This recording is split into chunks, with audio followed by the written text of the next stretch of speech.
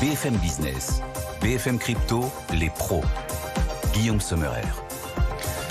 L'avenir a de nombreux domiciles, mais sa résidence principale est sans doute ici, dans les blockchains et les cryptos. Bienvenue à tous, à domicile, vos pros des cryptos, chaque vendredi, à la radio, à la télé, en direct sur BFM Business à 15h, rediffusion 21h30, et puis aussi, bien sûr, sur les réseaux sociaux de BFM Crypto, notre fil Twitter, BFM Crypto, notre chaîne YouTube aussi, à laquelle vous pouvez vous abonner. On va tout de suite accueillir nos NFT à nous, nos talents non fongibles. Ils sont là pour décrypter l'actu crypto de la semaine. À nos côtés, Claire Balva nous rejoint. Claire Balva est experte indépendante sur ces thématiques crypto et Web3. Elle est à nos côtés chaque vendredi. Bonjour Claire. Bonjour Guillaume. Welcome. Thibaut Boutroux aussi nous accompagne.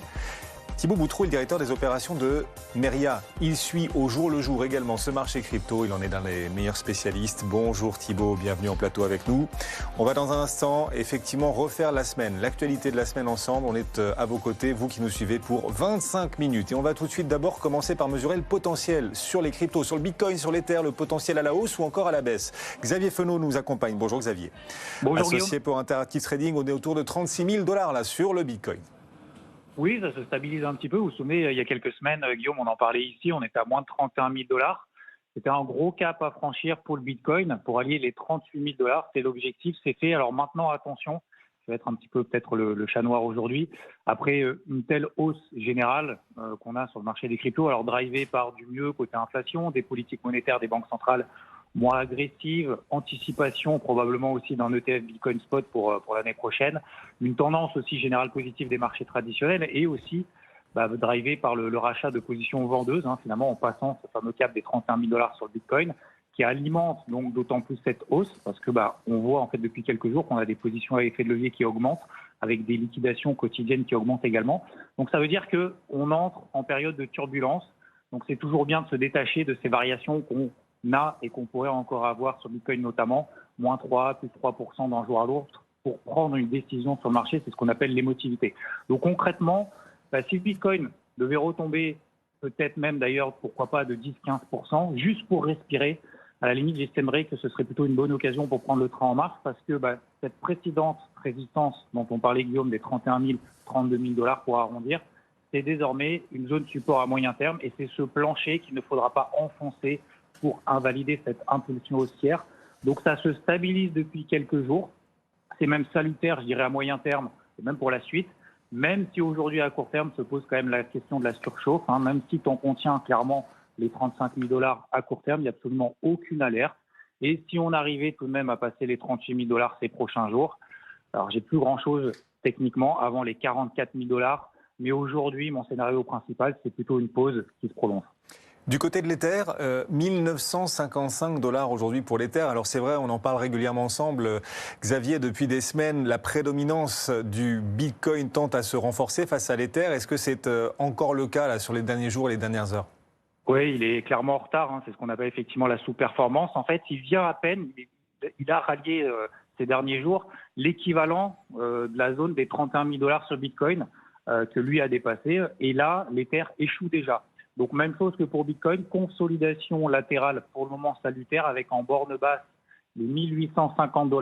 Ça c'est le point de repère pour moi pour prendre le train en marche. En dessous, si on devait passer sous les 1850 $, il y aurait un problème. 2100 $, donc ça c'est le plafond de verre 2023 qui n'arrive pas à franchir. Et ça risque de rebuter une nouvelle fois les acheteurs à acheter justement sur les plus hauts de l'année 2023 avec du coup un mauvais timing d'intervention. Donc voilà, je reste toujours optimiste à moyen terme. Là-dessus, il n'y a aucun problème puisque pour le moment, il n'y a absolument aucune alerte générale. Mais le timing à court terme, pour moi, n'y est pas. Même si j'espère me tromper, attention à ne pas s'enflammer sur les cours actuels et à continuer à gérer son exposition pour ne pas être surpris si cette pause qu'on observe depuis ces derniers jours continue à se prolonger. Xavier Fenot pour Interactive Trading, régulièrement à nos côtés. Merci beaucoup Xavier. De quoi va-t-on parler cette semaine dans les pros des cryptos ? De l'adoption des cryptos. 9% des Français détiennent des cryptos selon une dernière étude de l'autorité des marchés financiers qui confirme une précédente étude. La moyenne d'âge, on regardera la moyenne d'âge des investisseurs en crypto. Cette moyenne d'âge évolue-t-elle ? On en parlera. Le capital risque aussi, on voit des fonds de retour dans les cryptos. Il y a des petits signes peut-être de retour de l'argent vers l'univers crypto et Web3. Et puis on évoquera aussi Commerzbank qui devient la première très grande banque allemande à obtenir une licence crypto. et puis BlackRock qui a donc officialisé cette semaine. On en parlait déjà la semaine dernière, mais ce n'était pas encore officiel. Depuis, c'est fait. BlackRock a donc officialisé son projet d'ETF sur Ether, ETF au comptant, alors que les ETF Bitcoin, eux, pourrait décevoir. C'est en tout cas l'avis de certains analystes qui expliquent que ces ETF Bitcoin ne seront peut-être pas la manne espérée pour le Bitcoin. On en parlera aussi. Votre machine à refaire l'actu de la semaine s'enclenche. Laissez-vous faire. Bienvenue. BFM Business, BFM Crypto, les pros. Claire Balva et Thibaut Boutroux nous accompagnent donc cette semaine. Salut, ça va? Vous êtes en forme? Bienvenue. C'est impeccable. Impeccable. Bon, c'est vrai que les cryptos envoient des signaux plutôt favorables depuis quelques semaines. On a 2 chiffres à vous présenter aujourd'hui. 10%. 10% des Japonais ont plus de 80 ans, record du monde. Ils se vendent plus de couches pour adultes au Japon que de couches pour bébés. Oui, ben c'est vrai. Un autre chiffre, 9%. 9% des Français ont, pas 80 ans, ont des cryptos. 9% des Français, désormais des adultes français, détiennent des cryptos. C'est le résultat d'une étude de l'AMF, l'autorité des marchés financiers. Elle confirme d'ailleurs ce que disaient déjà l'ADAN et KPMG, à savoir que l'adoption des cryptos avance en France. C'est juste une confirmation, Claire, rien de nouveau sous le soleil, ou il y a quand même de nouvelles choses à tirer de cette étude et de cette enquête? Sur la crypto, très franchement, il n'y a pas grand-chose de nouveau sur le soleil, mais c'est quand même important d'avoir une confirmation qui soit celle de l'AMF dans une étude faite par l'OCDE, parce que ça a un côté beaucoup plus institutionnel d'avoir une étude qui est commanditée par les régulateurs plutôt que par l'ADAN, qui est vue comme le lobby crypto. Et c'est vrai que même si la méthodologie de l'étude ADAN, KPMG, est faite avec Ipsos et est irréprochable, forcément, ça jasait parfois un peu en disant oui, mais c'est une étude qui est commanditée par un lobby, etc. Là, très franchement, il n'y a pas grand-chose à dire. C'est une étude qui est faite sur 8000 personnes, représentatives des Français, qui est faite par l'AMF et par l'OCDE. Donc, on peut se fier à ces chiffres-là et on commence à avoir vraiment un consensus sur ces chiffres qui sont généralement, pour les Français, entre 8 et 10%. Alors, on apprend aussi de nouvelles choses sur le profil des investisseurs. On apprend que les investisseurs récents, tous produits financiers confondus, s'intéressent plus à la crypto que les investisseurs traditionnels qui sont là depuis plus longtemps, puisque dans les investisseurs, je dirais traditionnels, qui investissent dans des actions, par exemple, depuis plusieurs années, plusieurs dizaines d'années, seul un quart d'entre eux se sont diversifiés dans la crypto, alors que dans les nouveaux investisseurs, ceux qui ont investi depuis la période Covid, la moitié d'entre eux, carrément, a investi dans les cryptos.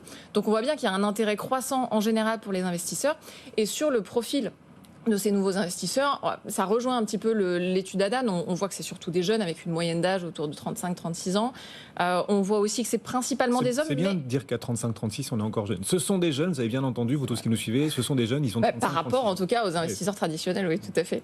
Et on voit que c'est toujours majoritairement des hommes, mais que la part des femmes augmente. Et on voit aussi que la part des ouvriers, des employés, des étudiants augmente, même si, en moyenne, les investisseurs ont un patrimoine un peu plus élevé que la moyenne des Français.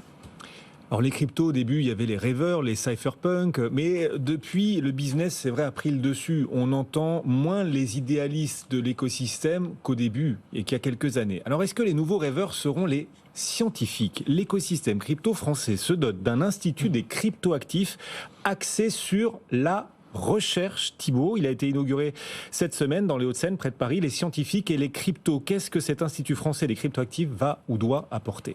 Oui, effectivement, c'est une première en France. Donc ça nous vient du pôle Léonard de Vinci qui regroupe plusieurs écoles, une école de commerce, une école d'ingénieurs et une école spécialisée sur les métiers du numérique qui a lancé cet institut, le premier en France de la sorte, qui est composé de 2 comités. Un comité effectivement plus basé scientifique avec des chercheurs, des universitaires, et un comité plus de praticiens où là on va retrouver des acteurs de l'écosystème, un mélange qui va permettre de jongler sur des missions plus pratiques et des missions plus théoriques. On a 3 grandes thématiques qui vont être abordées dans l'Institut. Une première qui va être d'aller se focaliser vraiment sur la recherche en profondeur, sur les protocoles, sur les blockchains, pour essayer d'identifier des failles, pour essayer de proposer des améliorations, etc., de financer aussi des thèses. Donc ça, c'est une bonne chose parce que ça va permettre de garder aussi des compétences sur le territoire français. Il y a une deuxième thématique qui est plus opérationnelle, on va dire, qui va être d'accompagner des entreprises justement pour former les collaborateurs sur cette nouvelle technologie. Et une autre dimension qui est un petit peu plus publique, qui va être de partager cette connaissance avec le grand public en organisant différents événements. Voilà. Globalement, c'est pas l'annonce de l'année, mais c'est plutôt un signal positif qui montre que c'est en fait un signal supplémentaire qui montre que la crypto prend de la place dans la société et se normalise en fait. Et quand on voit des instituts universitaires qui sont en train de se focaliser sur le sujet, je trouve que c'est plutôt des bons signaux et ça montre que ça touche une plus grande part de la population et ça permet vraiment de garder des compétences et de former sur le territoire français. Donc c'est une bonne chose. Oui, effectivement, une curiosité qui infuse peu à peu et qui va aussi se traduire donc à travers les travaux de cet institut des cryptoactifs qui a été lancé cette semaine effectivement au pôle Léonard de Vinci dans les Hauts-de-Seine. On est mi-novembre, on sent que l'hiver approche quand même, les uns et les autres. L'hiver crypto, ça fait un moment qu'on le ressent quand même dans l'écosystème, mais cet hiver crypto est peut-être bientôt terminé. Ah, ça souffle encore. Il y a encore un peu de vent, effectivement. Tout n'est pas encore gagné, d'accord. Enfin, on sent qu'après les fourmis, les cigales sont peut-être en train de revenir et de se réveiller dans l'écosystème. On a des signaux plus favorables. Les bonnes nouvelles sur les cryptos reviennent. L'argent peut-être aussi. Les fonds Web3 qui avaient déserté le marché semblent revenir. On a clair, dernier exemple, le lancement d'un nouveau fonds de combien ? 285 millions de dollars dans le Web3. Oui, tout à fait. Alors le fonds s'appelle Lightspeed Faction, que je ne connaissais pas, mais c'est une société de capital risque américaine qui effectivement a levé 285 millions de dollars pour investir dans le Web3. Alors cette société n'en est pas à son coup d'essai puisqu'elle avait déjà investi dans des startups crypto, notamment Lens Protocol, qui est un réseau social décentralisé, ou encore ZK Sync, Layer 2 sur Ethereum, ou CrossMint, qui est une startup qui propose un portefeuille. Donc voilà, c'est une société de capital risque qui est habituée de ces investissements et qui a refait un tour de table pour continuer à investir dans le Web3. Donc forcément, c'est un signal très positif dans une ambiance qui quand même est assez morose. Ça fait un petit moment sur le plateau qu'on constate plusieurs fois que les levées de fonds sont au plus bas en 2023, que les sociétés ont du mal à lever des fonds, qu'on parle de faillite. Et donc forcément, les nouvelles de fonds d'investissement qui refont des tours de table pour investir dans des sociétés crypto, ce sont des bonnes nouvelles. On en a eu quelques-unes cet été, mais on était sur des montants autour de 30 millions, 50 millions. Donc même si ça peut paraître impressionnant pour des fonds d'investissement, en réalité, ce sont des petits montants. Là, 285 millions, on commence à être sur une somme conséquente, même si on n'est pas sur les milliards d'un A16Z, par exemple. Mais dans tous les cas, ça fait du bien. Et ce que ça dit, c'est que les fonds commencent à sentir que le marché repart.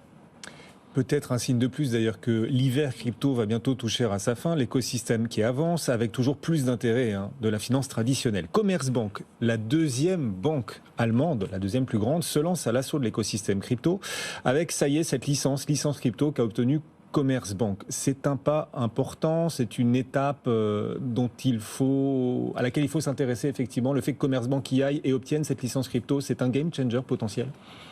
Non, je dirais pas ça. Je pense que c'est une étape intéressante pour le secteur bancaire, mais ce n'est pas un signal que le marché crypto est en train de repartir, tout simplement parce qu'une banque n'obtient pas sa licence du jour au lendemain. Donc, ça veut dire que ça fait probablement 1 an, 2 ans qu'ils étaient sur le sujet, ils s'étaient intéressés à la crypto au dernier bull run. Donc, c'est plutôt comme ça qu'il faut le voir. Et moi, je reste assez sceptique quand même quand je vois des annonces de grandes banques qui obtiennent des licences, parce que ce que ça dit surtout, c'est qu'on a une réglementation très stable, très attractive pour ces banques qui se préparent, mais ça ne veut pas dire qu'il y a des services crypto derrière, en tout cas, pas qui vont toucher les particuliers.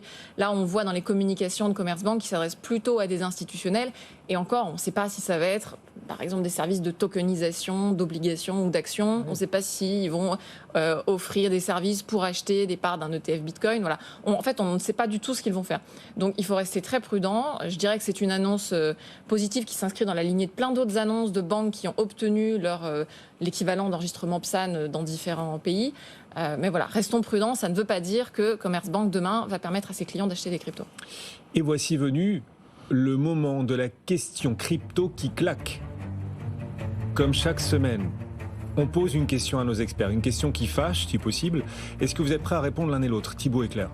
On est prêts. On attend la question. Ok, vous l'aurez voulu. En France, quelle banque reste selon vous, la plus en retard dans la prise en compte des cryptos, de la blockchain ? S'il fallait donner un nom, cette banque la plus en retard, ce serait lequel ? Vous avez le droit de réfléchir. 1 seconde, 2 secondes, ça y est, Claire. À toutes. non mais Guillaume, dites-moi, quelle banque vous permet d'acheter de la crypto aujourd'hui en France ? Il n'y en a pas. Donc, ouais. Vous, Thibaut ? Moi, j'étais sur ça, en fait. Il y en a je dirais pas qu'il y en a qui sont plus en avance il y en a pas qui sont en retard, il y en a qui sont plus en avance que d'autres, mais globalement, on reste relativement limité sur les services et ce qu'on constate, c'est qu'on voit beaucoup d'actualités positives sur les banques. Effectivement, elles sont en train de réfléchir le sujet, mais sur des opérations très concrètes pour le quotidien des Français et du retail de manière générale. Nous, on voit encore des banques empêcher des clients d'investir sur nous alors qu'on est une plateforme réglementée, donc il y a encore du boulot. Il y a encore du boulot. Vous aussi, chez vous, vous avez peut-être une idée sur cette question. Quelle est la banque la plus en retard vis-à-vis de l'écosystème crypto? Vous avez peut-être un avis. N'hésitez pas d'ailleurs à commenter, à nous laisser votre avis, et surtout si vous nous suivez sur notre chaîne YouTube BFM Crypto ou encore sur notre fil Twitter BFM Crypto. Vous voulez vous fâcher avec personne en fait. Vous ne voulez pas désigner la banque la plus en retard. En revanche, vous lui dites qu'il y en a qui sont plus en avance que les autres. Non, mais c'est vrai que moi, j'ai pas forcément envie de stigmatiser une banque parce que pour avoir travaillé avec un certain nombre de banques quand je travaillais dans le conseil, quand j'étais chez KPMG, ce qu'on constate quand même, c'est qu'il y a plein de personnes qui travaillent dans les banques qui sont de bonne volonté, qui ont envie de lancer des activités crypto, mais qui se heurtent souvent à des politiques beaucoup plus conservatrices de leur hiérarchie. Et ce qu'on voit aussi, c'est qu'entre les communiqués de presse qui sortent, qui peuvent être parfois pro-crypto ou à l'inverse, des déclarations de directeurs généraux de banque qui disent que le Bitcoin va repasser à zéro, et la réalité de ce qui se passe dans la banque en termes de construction, parfois ça peut être très différent. Donc il ne faut pas simplement se fier à ce qu'on peut lire dans la presse. Ce qu'on peut se dire, c'est qu'en fait une banque c'est une entité assez rationnelle qui va regarder les demandes de ses clients, et donc si ses clients lui demandent de la crypto, petit à petit elle va se mettre à la crypto. Et donc quand on regarde les investisseurs crypto, par exemple, chez quelles banques ils sont, on s'aperçoit par exemple que chez les Français, il y a 10% des Français qui sont clients du Crédit Mutuel. Mais que chez les investisseurs crypto, il n'y a que 5% des détenteurs de crypto qui sont clients du Crédit Mutuel. Donc ce que ça dit, c'est probablement que si vous êtes Crédit Mutuel, vos clients, ils s'intéressent moins à la crypto que les clients de Boursorama, par exemple. Donc vous allez sans doute être moins rapide qu'un Boursorama. Mais c'est un choix assez rationnel, finalement. Et du coup, quelle est la banque la plus avancée sur les cryptos? On peut en citer une ou pas? En France, Société Générale, probablement de l'UBAC ou Société Générale. Oui, c'est ça. Ouais. On ne perd pas de vue les États-Unis aussi, parce qu'on est en train de parler de la France et de l'Europe avec auparavant Commerce Bank qu'on évoquait. JP Morgan, c'est la plus grande banque américaine. JP Morgan lance des paiements programmables sur la blockchain pour ses clients, Claire. Oui, alors c'est un sujet fascinant, JP Morgan, parce qu'on en parle très souvent. Ils ont construit une sorte de blockchain privée avec un JP Morgan Coin. Donc moi, j'ai vu beaucoup de communiqués de presse. Et donc, effectivement, quand j'ai vu ces annonces qui parlaient de paiements programmables en fonction de conditions prédéfinies, par exemple, pour financer automatiquement un compte bancaire, moi, instinctivement, je me suis dit, mais pourquoi est-ce qu'il y a vraiment besoin de blockchain pour faire ça? Je veux dire, les virements automatiques, quand même, ça existe. Je veux dire, c'est de la programmation, c'est du code, il faut des développeurs. Mais il n'y a pas forcément besoin d'une blockchain pour automatiser des mouvements sur des comptes bancaires. Ça existe déjà, on paye 1 euro de plus et c'est voilà, instantané. Donc je me suis un peu interrogée sur la raison qui faisait qu'on parlait de blockchain pour ce cas d'usage-là. Alors ils font sans doute d'autres choses, JP Morgan, mais... Et donc là-dessus, j'ai été lire les articles, j'ai été sur leur site. Et très sincèrement, quand on va sur leur site web, il y a 2 endroits où ils parlent de blockchain et de shared ledger, donc de registres partagés entre les banques. Mais il y a systématiquement une petite astérisque. Et quand on va voir tout en bas du site, ils précisent que le produit n'est pas live et que l'échelle de temps à laquelle ce produit sortira est soumise à du développement interne, des sujets réglementaires, etc. Et donc, ce qu'on comprend, c'est qu'en fait, dans ce cas d'usage-là qui fait avec Siemens, si je comprends bien, il n'y a pas vraiment de blockchain. Donc les informations sont assez floues. Franchement, il faudrait inviter quelqu'un de JP Morgan sur ce plateau pour en dire plus. Mais moi, je n'ai pas l'impression qu'il y ait une réelle blockchain derrière ce cas d'usage-là. Les pros des cryptos, votre machine à condenser la semaine. Toute une semaine d'actualité en à peine 25 minutes. Le moment fort de la semaine, c'était hier. Ça y est, c'est officiel. BlackRock lance bel et bien un ETF au comptant sur Ether. La demande a été officiellement déposée devant la SEC, le gendarme des marchés américains. Il y a une semaine, ce n'était qu'une rumeur. Elle avait suffi à faire exploser le cours de l'Ether. Désormais, c'est officiel. Un pas important pour le coup, Thibaut? Un pas important, oui, parce que BlackRock a cette aura qui fait que leurs annonces suscitent beaucoup d'intérêt. C'est pas les premiers sur la liste. Il y a d'autres gestionnaires d'actifs qui avaient déjà déposé et officialisé leur demande. D'ailleurs, quand ça avait été fait il y a quelques mois, je crois que c'est en septembre, où il y en a plusieurs qui ont officialisé la leur. Il y a Van Eck qui s'était amusé d'un tweet en disant que, en fait, eux, le fameux formulaire S1, il avait été déposé en mai 2021. Donc ça montre que, en fait, les gestionnaires d'actifs, aujourd'hui, on en parle beaucoup parce que c'est un petit peu l'aboutissement, la concrétisation, et c'est un petit peu le mood et forcément forcément la news est beaucoup plus relayée, mais c'est sur le même sujet que ce que disait Claire tout à l'heure avec les banques. C'est des réflexions de longue date. Ils obtiennent pas, les demandes ne sont pas faites en une semaine, donc c'est un long travail qui est fait. Et voilà, le début d'une longue liste, ce serait pas surprenant de voir d'autres gestionnaires d'actifs qui se positionnent prochainement. Ouais, et voilà, maintenant BlackRock l'a fait et a officialisé donc son projet de lancement d'un ETF sur Ether au comptant. Ça fait déjà maintenant un moment, plusieurs mois aussi, qu'il y a ces projets d'ETF au comptant sur Bitcoin. On en est où d'abord, et est-ce que vraiment ces ETF Bitcoin seront la panacée pour le Bitcoin? On a certains analystes, notamment aux États-Unis, qui nous disent les ETF au comptant sur Bitcoin ne seront pas la manne que tout le monde espère pour le Bitcoin. Est-ce que vous êtes prêt à rallier cette idée? Alors on en est où pour l'instant? La SEC temporise encore, donc a priori on va rester sur l'échelle de temps qui était celle qui avait été posée il y a quelques mois, c'est-à-dire qu'on n'aura rien avant le début de l'année prochaine. D'accord. Après voilà, c'est la narrative du moment, donc tous les analystes y vont de leur pronostic. Certains disent que ça n'aura pas l'effet escompté, d'autres annoncent déjà Bitcoin à 100 ou 200 000 $. Il y en a d'autres qui viennent maintenant, même ce que je disais à Claire en amont, qui viennent nous poser la question de dire est-ce que vous n'avez pas peur que avec les ETF, les exchanges ou les plateformes comme les vôtres deviennent un petit peu obsolètes. Donc voilà, chacun y va de son pronostic. Ce qu'on peut dire, c'est qu'il se passera quelque chose, mais quoi, personne malheureusement ne peut le dire. C'est vrai qu'on attend depuis tellement longtemps, là, ça fait des mois qu'on parle sur ce plateau des ETF Bitcoin Spot, qu'on a l'impression finalement que le jour où ça va arriver, on aura tellement attendu qu'on se sera dit bon voilà, c'est là, ça fait 1 an qu'on en parle, c'est enfin là, c'est un peu comme Ethereum 2.0 quoi, c'est-à-dire qu'on l'aura attendu tellement longtemps, finalement on en parlera en plateau, on sera content, mais je suis pas sûr que ce sera la si grosse nouvelle que tout le monde attend. En bourse, il y a une expression qui dit on achète la rumeur, on vend la nouvelle. Voilà, peut-être que ça aurait été aussi anticipé dans les cours. Bon. C'est possible.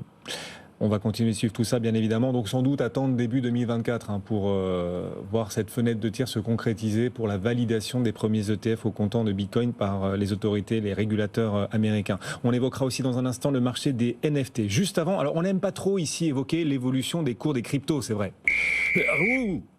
On est hors jeu, l'arbitre nous siffle. On va quand même le faire. On va évoquer le cours des cryptos quand même. Un tout petit peu, à la marge, pour une fois. Le XRP a flambé cette semaine sur une fausse rumeur en l'occurrence. Ça devient d'ailleurs le nouveau Grisby, rumeur de lancement d'un ETF, en l'occurrence un ETF donc XRP. Le titre, ça c'est mon biais boursier. La crypto, le jeton, c'est littéralement envolé et ça fait partie des sujets que vous avez retenus cette semaine, Thibaut. Ouais, c'est ça. En fait, on est dans la même configuration qu'on a eu il y a quelques semaines, en fait, quand il y avait une autre rumeur qui avait été véhiculée par Cointelegraph sur l'approbation de l'ETF spot de Bitcoin. Là, une nouvelle rumeur sur le dépôt d'une demande sur un ETF XRP. Donc, les cours et le marché a réagi immédiatement, si bien que BlackRock a dû démentir assez rapidement. Le cours a corrigé aussitôt. Donc voilà, finalement, c'était une fausse demande qui a été faite en se faisant passer pour BlackRock, mais rien de nouveau finalement, si ce n'est que le marché est sous pression avec ces fameux ETF. Et toujours très très spéculatif, effectivement, le marché. Un autre cours qui s'est envolé, celui du Moon. Plus 300%, c'est l'espoir de la communauté Reddit. Son token communautaire pourrait retrouver un aspect utilitaire, Claire ? Oui, Reddit, pour ceux qui ne connaissent pas, c'est cet énorme forum qui est très utilisé aux États-Unis où vous pouvez voter pour les sujets les plus intéressants, les faire remonter, etc. Et donc ce token, qui est un token dit communautaire, il avait au départ pour objectif de valoriser les personnes qui étaient les plus actives dans la communauté. Donc ceux, par exemple, dont les posts avaient le plus de vues, le plus de likes qui permettaient de les faire remonter.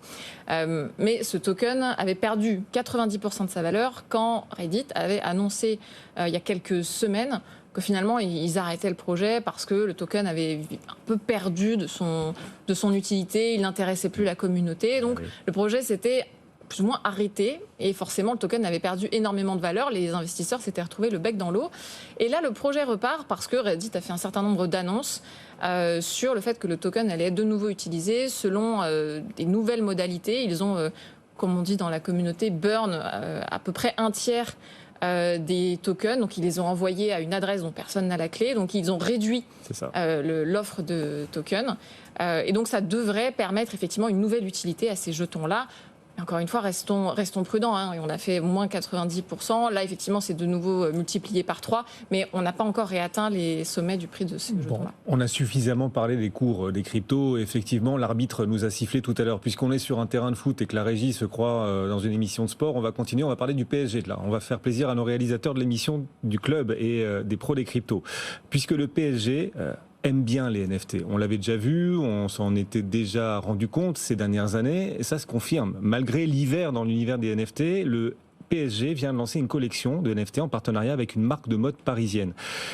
Pour nous, c'est l'occasion de regarder comment va ce marché. Est-ce que c'est la sortie de l'hiver pour le marché des NFT ? Est-ce qu'on voit les signaux, en tout cas, d'une fin d'hiver enfin approchante pour le marché des NFT, comme peut-être pour le reste du marché crypto ?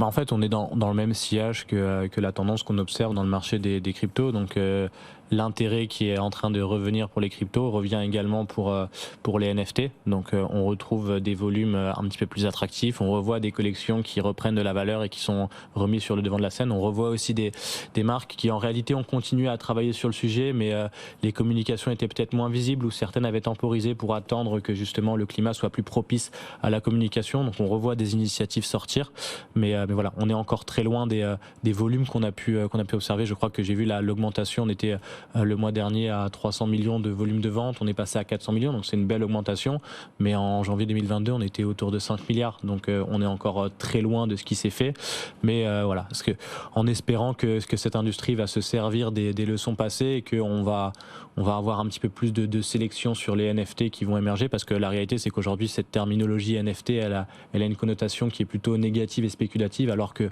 les fondements technologiques sont bons et vont faire partie de l'avenir, mais le buzzword a été un petit peu mal utilisé. Faudrait leur trouver un nouveau nom en fait, pour repartir de zéro en quelque sorte. Je sais pas, parce qu'on remettrait dans les travers, donc c'est peut-être pas une bonne idée de mettre un nouveau nom. C'est vrai aussi, effectivement. Merci à tous les deux de nous avoir accompagnés, les pros des cryptos. Claire Balva, experte indépendante de toutes ces thématiques Web3. Thibaut Boutroux, lui, est à la tête des opérations pour Meria. Merci de nous avoir accompagnés. Les pros des cryptos, chaque vendredi à 15h, rediffusion 21h30. Et bien sûr, les autres jours, vous retrouvez Amaury de Tonquédec pour le club BFM Crypto, l'actu crypto au quotidien à 15h sur BFM Business. BFM Business, BFM Crypto, les pros.